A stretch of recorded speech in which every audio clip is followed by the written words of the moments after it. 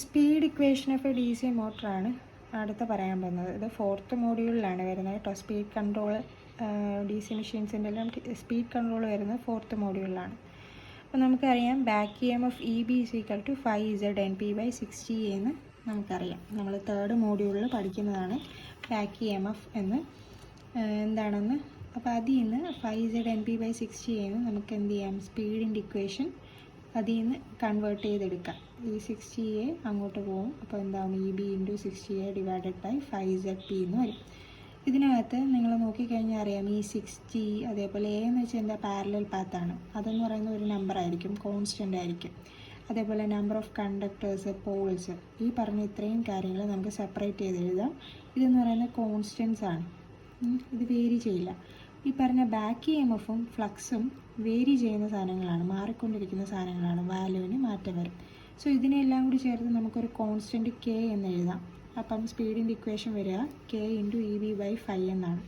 അപ്പോൾ സ്പീഡ് എന്ന് പറയുന്നത് ബാക്ക് ഇ എം എഫിന് ഡയറക്റ്റ്ലി പ്രൊപ്പോർഷണലും ഫ്ലക്സിന് ഇൻവേഴ്സ്ലി പ്രൊപ്പോർഷണലാണെന്ന് കിട്ടും. അതായത് ബാക്ക് ഇ എം എഫ് കൂടിക്കഴിഞ്ഞാൽ സ്പീഡ് കൂടും, ബാക്ക് ഇ എം എഫ് കുറഞ്ഞു കഴിഞ്ഞാൽ സ്പീഡ് കുറയും.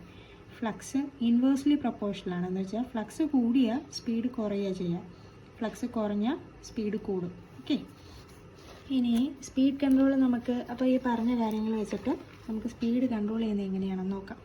നമ്മൾ പറഞ്ഞല്ലോ കോൺസ്റ്റൻറ്റ് ഒരു term speed is equal to K × EB/5 എന്ന് നമ്മൾ പറഞ്ഞു. നമുക്കറിയാം ബാക്ക് ഇ എം എഫിന് വേറൊരു ഇക്വേഷനും കൂടി നമുക്ക് എഴുതാം, V - IARA എന്നുള്ള ഇക്വേഷനും കൂടി നമുക്ക് എഴുതാം.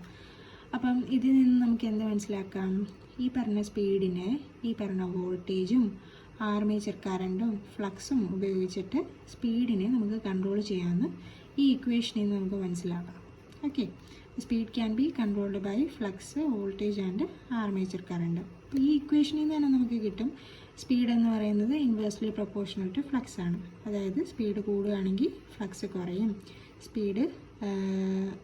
ഫ്ലക്സ് കൂടിയോ കുറയോ ഒക്കെ ചെയ്യുന്നതനുസരിച്ച് നമ്മുടെ സ്പീഡ് വേരി ചെയ്യും. ഇപ്പോൾ ഫ്ലക്സ് കുറയുകയാണെങ്കിൽ സ്പീഡ് കൂടും, ഫ്ലക്സിനനുസരിച്ചാണ് സ്പീഡ് കൂടുകയും കുറയുകയും ചെയ്യുന്നത്. ഫ്ലക്സ് കുറയുകയാണെങ്കിൽ സ്പീഡ് കൂടും, ഫ്ലക്സ് കൂടുകയാണെങ്കിൽ സ്പീഡ് കുറയും. ഓക്കെ, ഈ സ്പീഡ് എന്ന് പറയുന്നത് കറണ്ടുമായിട്ട് പറയുകയാണെങ്കിൽ കറണ്ടിന്, ആർമേച്ചർ കറണ്ടിന് ഡയറക്റ്റ്ലി പ്രൊപ്പോർഷണൽ. ഈ പറഞ്ഞ വോൾട്ടേജ് എന്ന് പറയുന്നത് എന്താ, നമ്മൾ കൊടുക്കുന്നതാണ് അല്ലേ. ഈ വോൾട്ടേജും ആരെയും കോൺസ്റ്റൻ്റ് ആക്കി വെച്ച് കഴിഞ്ഞാൽ IA വേരി ചെയ്യുന്നതനുസരിച്ചായിരിക്കും സ്പീഡ് വേരി ചെയ്യുക. അതായത് ആർമേച്ചർ കറണ്ടിന് ഡയറക്റ്റ്ലി പ്രൊപ്പോർഷണലാണ് സ്പീഡ്.